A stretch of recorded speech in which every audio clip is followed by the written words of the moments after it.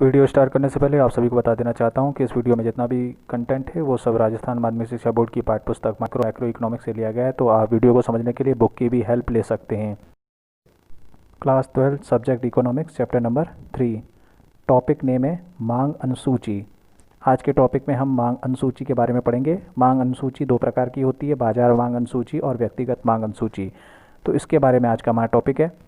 मांग अनुसूची क्या है, तो ये देखिए, मांग अनुसूची वह तालिका है जो किसी विभिन्न कीमतों तथा उस वस्तु की विभिन्न खरीदी गई मात्रा के बीच संबंध प्रकट करती है। मतलब कि प्राइस और क्वांटिटी, वस्तुओं की जो भी क्वांटिटी है उसका और प्राइस का जो रिलेशन है वो बताएगी आपकी मांग अनुसूची। सैमुअल्सन के अनुसार वह तालिका जिसमें कीमत तथा खरीदी गई मात्रा के संबंध को प्रकट किया जाता है मांग अनुसूची कहलाती है। और मांग अनुसूची होती है दो प्रकार की। पहली मांग अनुसूची है व्यक्तिगत मांग अनुसूची और दूसरी मांग अनुसूची है बाजार मांग अनुसूची, इंडिविजुअल डिमांड शेड्यूल और मार्केट डिमांड शेड्यूल। तो हम पहला पढ़ेंगे कि व्यक्तिगत मांग अनुसूची क्या है। व्यक्तिगत मांग अनुसूची से अभिप्राय बाजार में एक व्यक्तिगत क्रेता की वस्तु की मांग अनुसूची से है।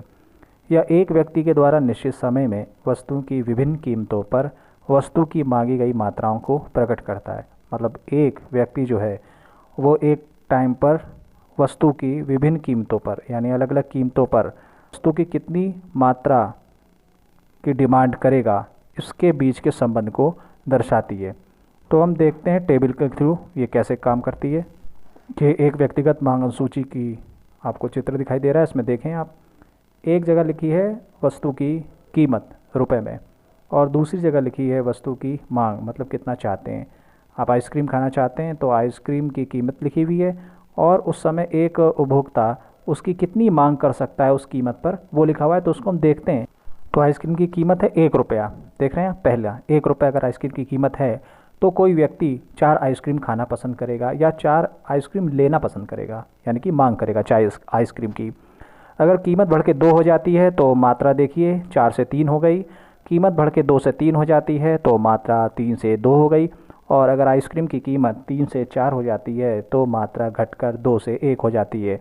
इसका मतलब क्या है? इसका मतलब आप सिंपल समझ गए होंगे कि जैसे जैसे प्राइस बढ़ रहा है आप अपना जो मांग है उसको कम कर रहे हैं।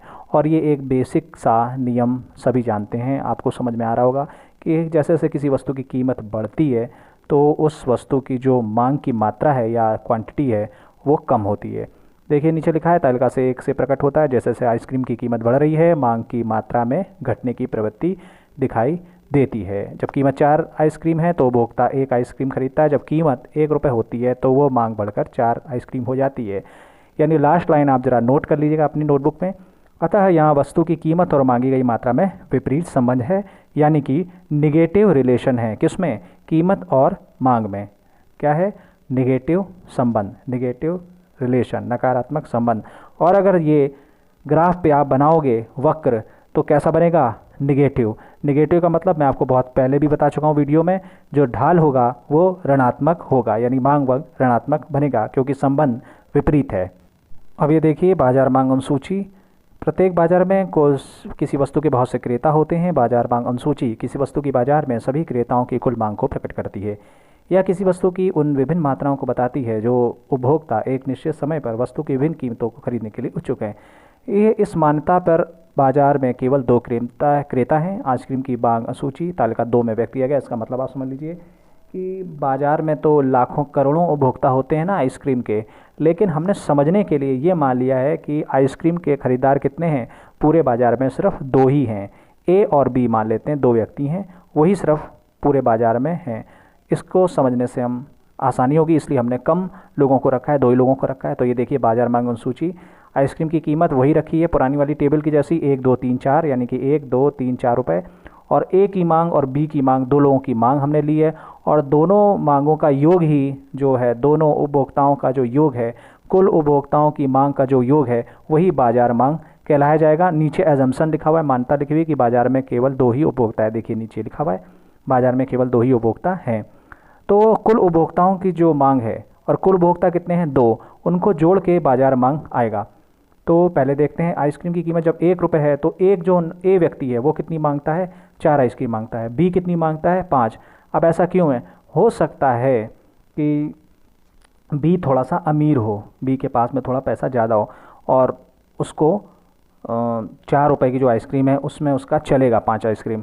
तो अलग अलग डिमांड दिखाई गई है यहाँ पर दो उपभोक्ताओं की। तो देखते हैं जब प्राइस 2 होते हैं। अब ये देखिए हमने आइसक्रीम की कीमत 1 से 2 करी तो बाज़ार में जो ए की मांग है वो 4 से 3 हो गई घट के, और बी जो है 5 से 4 पे आ गया। और अगर टोटल जोड़ा हमने ए की मांग को और बी की मांग को तो कुल मांग कितनी हो गई, 7 आइसक्रीम की मांग हो गई। फिर देखिए आइसक्रीम की कीमत 2 से 3 हो गई, ए की मांग और घटी 3 से 2 हो गई, बी की मांग भी घटी 4 से 3 हो गई, और बाज़ार मांग घटकर 2 + 3 = 5 हो गई 5 आइसक्रीम की। फिर 3 से 4 हो गई, मतलब आइसक्रीम की कीमत 1 रुपया और बढ़ गई। इसके कारण विपरीत संबंध होने के कारण ए की मांग 2 से 1 हो गई, बी की मांग 3 से 2 हो गई, और दोनों की मांग को अगर हमने जोड़ दिया, चूंकि बाज़ार में 2 ही क्रेता हैं, 2 ही उपभोक्ता हैं, तो बाज़ार मांग कितनी हो गई, 1 से प्लस में 2 बराबर 3। यहाँ पर एक बात आपको ध्यान रखनी है कि बाज़ार में सिर्फ 2 ही उपभोक्ता हैं, वैसे बाज़ार में करोड़ों उपभोक्ता होते हैं। अब आप ये सोच रहे होंगे कि करोड़ों का जिक्र क्यों नहीं किया गया है। ऐसा इसलिए नहीं किया गया है क्योंकि हम यहाँ पे समझने के लिए ये टेबल रखी है, और समझने के लिए हमने माना है कि बाज़ार में केवल 2 ही उपभोक्ता हैं, एक उपभोक्ता आप हो और एक उपभोक्ता आपका दोस्त है। ठीक है, तो ये हो गया आपका बाज़ार मांग। अब यहीं तक ये वीडियो है, बाज़ार मांग अनुसूची मांग अनुसूची। अब आपको एक चीज़ और जानकारी मैं दे दूं कि जो बाज़ार मांग अनुसूची है उसको अगर हम ग्राफ से समझना चाहेंगे तो हमारा बनेगा व्यक्तिगत मांग वक्र। और ये जो बाज़ार मांग अनुसूची है, जो बाज़ार मांग 9, 7, 5, 3 आई है, इसको अगर हम जोड़ के बनाएंगे, दोनों मांग वक्र को जोड़ के बनाएंगे तो हमारा बनेगा बाज़ार मांग वक्र, यानी कि मार्केट डिमांड कर्व। तो ये कर्व के बारे में हम नेक्स्ट टॉपिक में पढ़ेंगे। इसको आपको टेबल को क्या करना है, नोटबुक में ज़रूर ज़रूर ज़रूर नोट कर लेना है, और थोड़े सा स्पेस भी दे देना है। ये टेबल आप नोट करके थोड़ा सा स्पेस दे देंगे, क्योंकि जब हम मांग वक्र पढ़ेंगे तो जो आपने बाज़ार मांग वक्र बनाया है उसमें मांग वक्र बाज़ार मांग वक्र बना देंगे। सॉरी, जो आपने बाज़ार मांग अनुसूची बनाई है उसके नीचे हम बाज़ार मांग वक्र बना देंगे, और जो आपने व्यक्तिगत मांग अनुसूची बनाई है उसके नीचे बना देंगे व्यक्तिगत मांग वक्र, और इससे हमें थोड़ा सा समझ में आ जाएगा। आई होप वीडियो समझ में आया होगा, और कोई भी प्रॉब्लम हो तो आप व्हाट्सएप पे पूछ सकते हैं। Thanks for watching.